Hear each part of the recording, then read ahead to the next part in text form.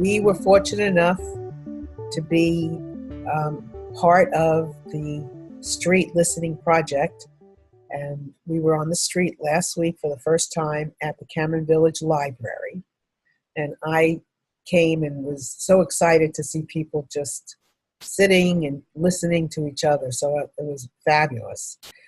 The third person that I had the opportunity and honor to listen to was a woman who, when I asked, would you like someone to listen to you? She said, really? Yeah. And she sat right down. And so she told me her story. And then as we were wrapping up, she said, I had just been asking for someone to just talk to listen to me, to someone to talk to. And then you just dropped out of the sky. That's what this is about, I think, this opportunity for us to be that gift for people. And I want to just make a comment about what Helen said as far as somebody's asking questions. I had a similar experience, and I had to listen to the question to answer the question. But in the course of her asking the question, out came a story of her childhood and about sitting around the table and how nobody ever listened to each other and how there was always yelling.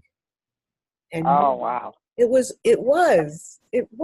and then a smile came on her face.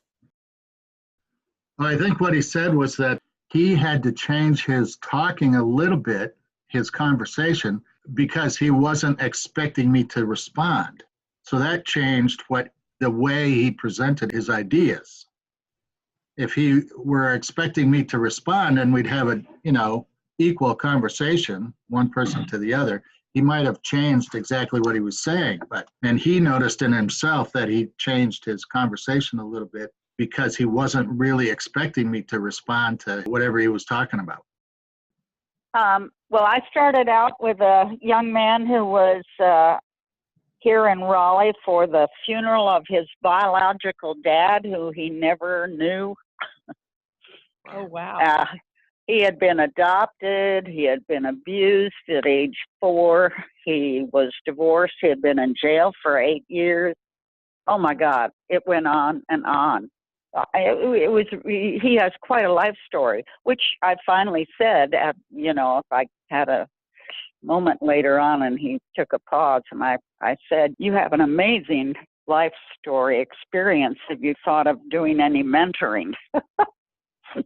I asked if he knew about healing transitions, and he said, well, he doesn't have a drug or an alcohol problem, so that's not the place. So he was kind of not knowing where he was going to go next, and he had 2 coats on and 2 big backpacks, and I think he had all his worldly belongings with him.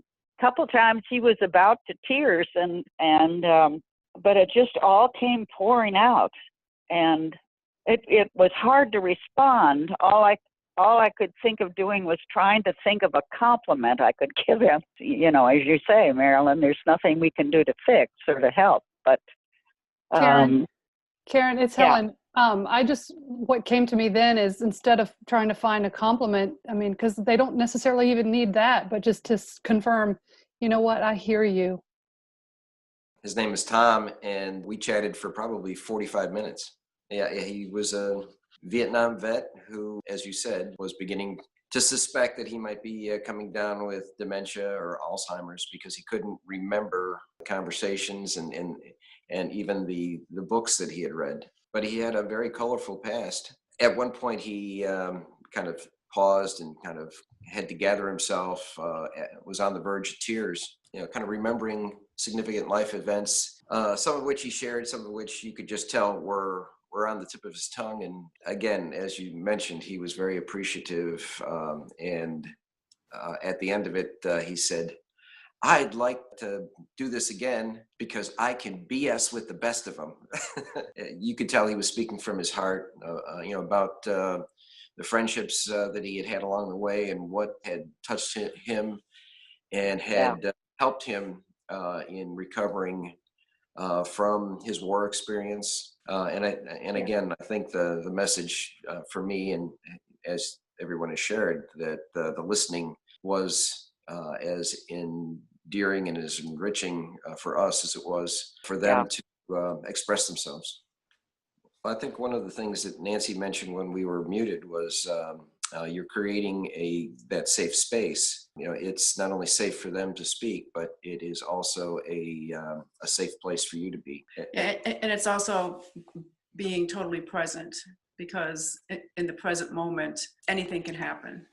And I think there's a value in men having conversations with men that we tend to isolate ourselves from those intermittent moments of any kind of deep sharing. And I'd like to add on to that, Marilyn, and all of you, that what has just come to me now is, in fact, the words present, being present, of course, present also means gift. And in terms of self-care, to think of that time as the present. So we are in the present. We are the present. It is, the whole experience is the present. And then we just give that to take with the person who was speaking. They get to take it away, and we don't have to continue to carry it.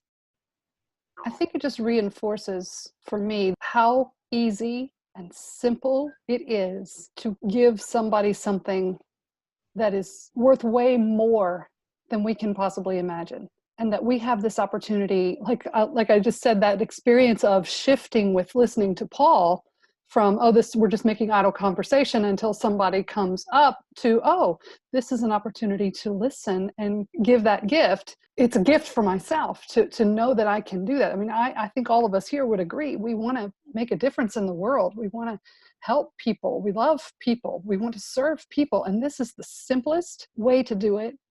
And it costs us nothing. And what Nancy is bringing up about trust and the unknown, because obviously anything could happen, but as long as you're listening, you're safe.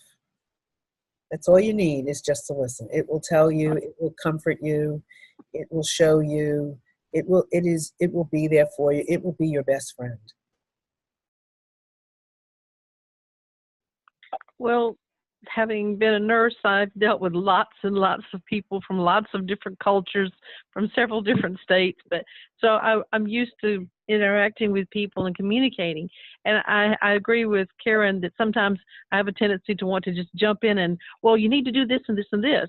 And when I found, and this might help Karen too, I found after I retired from nursing that I was on Facebook, and if someone said they had a cold, I said, oh, be sure and drink lots of water and blah, blah, blah, blah. And finally I realized, you're doing this because you need to be needed, not because you're trying to, and I do want to help too. That's not totally true. But, they're old enough to know by now what to do with a cold. So, but I recognize my need to be needed.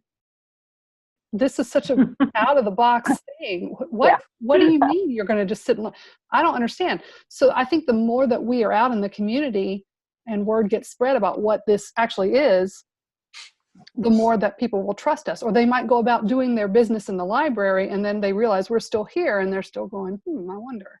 And then maybe on their way out, they'll decide to take us up on the offer. As I've put on workshops in the past, it really helps to us, like as Paul said, to establish some place. And it doesn't mean that in the future we can't do more. I actually have a vision, maybe Marilyn, you see it too, but this is going to be bigger. I really believe that this is a movement we're on just the beginning of. And so I don't think we need to worry about where it's going to go yet, but really sharpen what we do. That's a great point. Until we are led to move out in a bigger way.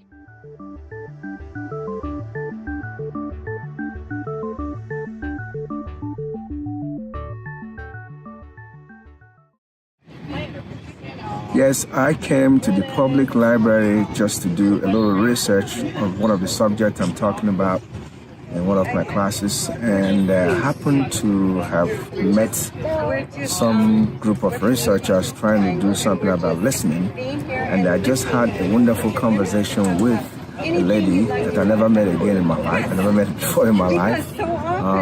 We were just talking about how important it is that America understands how important it is to spread democracy in Africa and let it be pure democracy, and follow it up to making sure that people actually understand what democracy is all about. From what I have seen and what I have been involved in, I don't think people in Nigeria where I came from understand what democracy is all about. America should do more in form of education and training to let people know what actually democracy means, so they can actually have the right questions and right answers whenever it comes to the process and the control of democracy in Africa. And what did listening today do for you when I was just sitting here listening to you? Actually gave me a very valid position to know that someone that I never met before was willing to listen. And when I started talking to her, I was able to really open up, because listening gave me that chance to have that two-way communication just meeting a stranger. So listening is very important to me in this process, because at least now it's opened up my mind, trying to solicit for more listeners all over America to tell them my story.